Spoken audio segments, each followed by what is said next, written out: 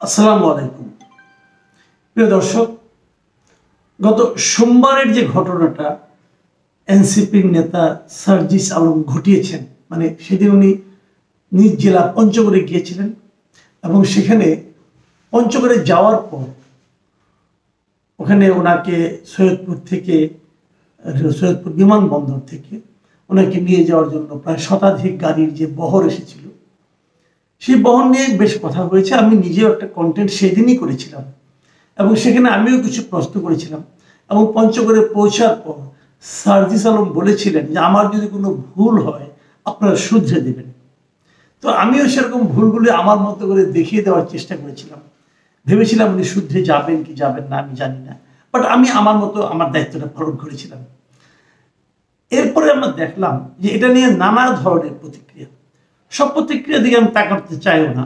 যে প্রতিক্রিয়াটা আমার জন্য মোটামুটি একটু গুরুত্বপূর্ণ মনে হয়েছে সেটা হলো তারই দলের আরেকজন নেতা ডাক্তার তাসনিম জারা। তিনি পেশায় চিকিৎসক, একজন বিদেশে অনেকদিন ছিলেন। তিনি জ্যেষ্ঠ যুগ্ম সদস্য সচিব এই এনসিপি। আমাদের সার্জিস আলম হলেন উত্তরাঞ্চলের সংগঠক।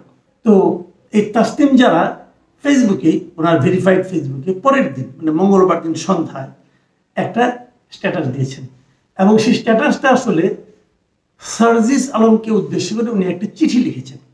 সেই চিঠি থেকে আমি আপনাকে কিছু অংশ পড়ে শোনাই, আমি আলোচনাটা পরে করছি। এই চিঠিতে উনি লিখেছেন, আমি হুবহু পড়ছি। আমি এই চিঠিটি লিখছি আমাদের দলের একজন রাজনৈতিক কর্মী হিসাবে, দলের নীতিগত অবস্থান ও স্বচ্ছতার প্রশ্ন থেকে। সম্প্রতি তোমার নিজ জেলায় শতাধিক গাড়ির একটি বড় বহর নিয়ে প্রবেশ করায় জনগণের মনে যৌক্তিকভাবে কিছু প্রশ্ন তৈরি হয়েছে। তারপর উনি লিখেছেন যে তুমি কিছুদিন আগে প্রকাশ্যে বলেছিলে কোট আনকোট কোট যে আমার আসলে এই মুহূর্তে কোনো টাকা নাই, ধার করে চলতেছি, এটাই হচ্ছে রিয়েলিটি, আমার পকেটে মানি ব্যাগও নাই আনকোট। এই চিঠিটা কিন্তু এই কথাটা কিন্তু আসলেই সার্জিস বলেছিলেন। আপনাদের বিশ্বাস না হয় আমার কাছে এর মধ্যে কিছু ভিডিও চলে এসেছে, আমি ভিডিও থেকে আপনাদের সেটা একটু দেখাচ্ছি। আপনারা এই ছোট্ট একটা ভিডিও আপনারা একটু দেখুন। এটাই হচ্ছে রিয়েলিটি যে আপনি আমাদের যারা সমন্বয়ক বলে যাদেরকে চিনেন তাদের পকেটে হাত দিলে কখনো 2-3 হাজার টাকাও পাবেন না, আমার পকেটে মানি ব্যাগও নাই, কিন্তু আমরা এটা বলতে পারতেছি না কারণ মানুষ বিশ্বাস করে না। ভিডিওটা দেখলেন, এটা দেখে নিশ্চয়ই আপনি বুঝতে পারছেন যে উনি এই ধরনের কথা বলেছেন। তো তারপর এই তাসনিম যারা আরো লিখেছেন যে তোমার এই সাদাসিধে জীবনযাত্রার কথা আমাদেরকে অভিভূত করেছিল এবং জনগণের কাছে আমাদের সংগ্রামকে আরো গ্রহণযোগ্য করেছে। এটা উনি সার্জিসকে বলেছেন। তারপরে উনি ফিনিশিংয়ে বলেছেন, আমি আরেকটা মাঝখানে একটা পারা স্কিপ করে গেলাম। ফিনিশিংয়ে বলেছেন, আমি আশা করি বিষয়টি তুমি আন্তরিকতার সাথে বিবেচনা করবে এবং জনগণের সামনে একটি গ্রহণযোগ্য ও পরিষ্কার ব্যাখ্যা তুলে ধরবে। এতে জনগণের কাছে দলের ভাবমূর্তি আরো শক্তিশালী হবে বলেই আমার বিশ্বাস। তাসনিম জারার এই চিঠিটা পড়ে আমার যেটা মনে হয়েছিল যে উনি কিন্তু একটা খুব গুরুত্বপূর্ণ দায়িত্ব পালন করেছেন। যে উনি ওনার দলের একজন, ওনার জুনিয়র একজন ব্যক্তিকে, দলের ছোট ভাইয়ের মতো মনে হলো যেটা ওনার কথা শুনে, তাকে উনি জিনিসটা ক্লিয়ার করতে বলেছেন। খুব ভালো কথা। আমি এই সঙ্গে তাসনিম জারার একটু প্রশংসাও করছি, আবার তাসনিম জারাকে আমি এই প্রশ্নটাও করতে চাই, আপনি যে কথাটা সার্জিসকে বলেছেন সেই কথাটাকে আপনি আপনার দলের শীর্ষ নেতৃবৃন্দকে বলেছেন? তাদেরও তো এরকম 2-3টা কাজ আমাদের কাছে সন্দেহের উদ্রেক করেছে, আমাদের মনে প্রশ্ন জাগিয়েছে। যেমন ওনারা যখন সেখানে আপনিও ছিলেন, প্রথম যে সমাবেশটা ওনারা করেছেন যে আপনার এই সংসদ ভবনের সামনে বিশাল একটা জাঁকজমকপূর্ণ সমাবেশ, সেই সমাবেশের খরচটা কত হয়েছিল ভাই? এবং সেই খরচের টাকাটা কে দিয়েছিল আপনাদেরকে? তার কোনো হিসাব কি আপনি জনগণকে দিয়েছেন? আমরা তো দেখিনি। তো তখন কি আপনার নেতৃবৃন্দকে আপনি প্রশ্নটা করেছেন যে জনগণের মনে এই ধরনের একটা প্রশ্ন আসতে পারে? জনগণের কাছে দলের ভাবমূর্তিকে আরো শক্তিশালী করার জন্য আমাদের এই হিসেবের ব্যাপারটা পরিষ্কার করা দরকার। কত টাকা তুলেছেন, কত টাকা পেয়েছেন, কত টাকা খরচ করেছেন, কত টাকা আরো আছে, নাকি অপচয় করেছেন, নাকি চুরি করেছেন, এই হিসেবগুলিকে আপনি চেয়েছিলেন? একই রকম প্রশ্ন আমি আবারও করতে চাই যে আপনারা যে ইফতার পার্টিটা করলেন হোটেল ইন্টারকন্টিনেন্টালে, প্রায় ১,৫০০ লোকের ইফতার পার্টি, সেখানেও তো প্রচুর খরচ হয়েছিল, সেই টাকাটাও বা কোত্থেকে এসেছিল? আমি যদি বলি এই দুটো খরচের কোনো হিসেব আপনারা দেননি বলে জনগণের কাছে, সার্জিস ভেবেছে এভাবে খরচ করা যায়, কাজেই সে করেছে, এটাও তো হতে পারে। কাজেই আপনি কারোর কাছে প্রশ্ন করবেন, কারোর কাছে প্রশ্ন করবেন না, কাউকে বলবেন যে তুমি ট্রান্সপারেন্ট হও এবং অন্য অনেককে বলবেন যে তোমরা ট্রান্সপারেন্ট হওয়ার ব্যাপারে আপনার কোনো মাথা ব্যথা থাকবে না, সেটা কিন্তু ভাই হয় না। আপনি কখনো নীতিবান, কখনো হিপোক্রেট, এটা হয় না। আপনি যে কোনো একটা পথে যান। তারপরেও আপনি একটা প্রশ্ন করেছেন, এটা আমার কাছে খুব ভালো লেগেছে, আপনাকে ধন্যবাদ জানাচ্ছি। এখন আমি পরের প্রসঙ্গে আসি।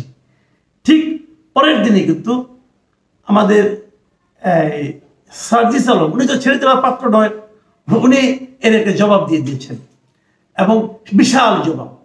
এই জবাবটাই হলো আমার কাছে সবচেয়ে ইন্টারেস্টিং মনে হয়েছে, এই জন্য আপনাদের সঙ্গে শেয়ার করছি। উনি জবাবটা কি দিয়েছেন দেখুন।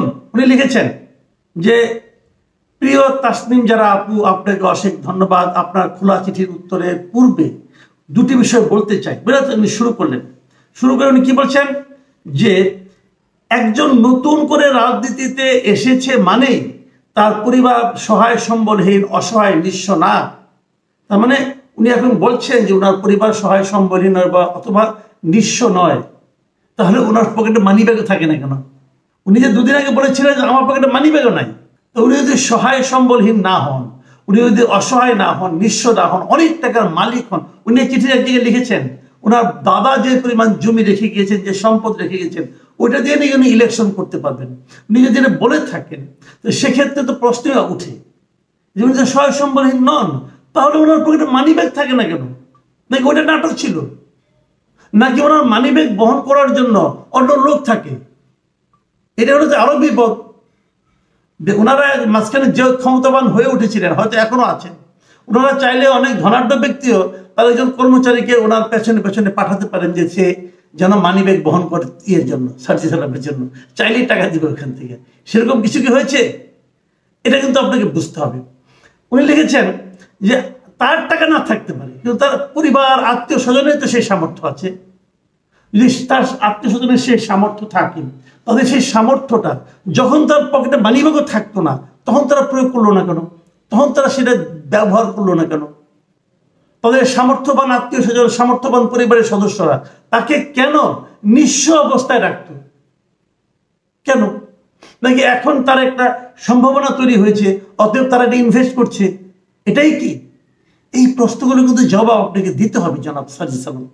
দেখুন আরেকটা জায়গায় উনি লিখেছেন, কতিপয় সোশ্যাল মিডিয়া বুদ্ধিজীবী তাদের জায়গা থেকে যেভাবে রাজনীতিকে কল্পনা করেন সেটা কোনো আদর্শ পৃথিবীর চিত্র হতে পারে, কিন্তু বাংলাদেশের মতো বৈচিত্র্যময় চিন্তাধারা ধারণকারী জনগণ সম্বলিত একটি দেশের চিত্র নয়। মিস্টার সার্জিস আলম, এটা আপনি একটা ভয়ঙ্কর কথা বলেছেন। ভয়ঙ্কর কথা। কোথায় ভয়ঙ্কর কথা? আপনি বলতে চাচ্ছেন যে বাংলাদেশের মতো বৈচিত্র্যময় চিন্তাধারার ধারণকারী জনগণ সম্বলিত একটা দেশের চিত্র এটা না। মানে এই দেশের মানুষ ওরকম আদর্শ পৃথিবীর চিত্রের সঙ্গে সঙ্গতিপূর্ণ নয়। এই দেশের মানুষকে আপনি লোভী বলছেন, এরা লোভী, টাকা চায়, টাকা দেখাতে হয়, এদের মন মানসিকতা সেরকম। তাই যদি হবে তাহলে বিএনপি আর আওয়ামী লীগ দোষটা কি করলো ভাই? এটা আমার বুঝান তো আপনি। আওয়ামী লীগ বিএনপি এই কাজটাই করছে।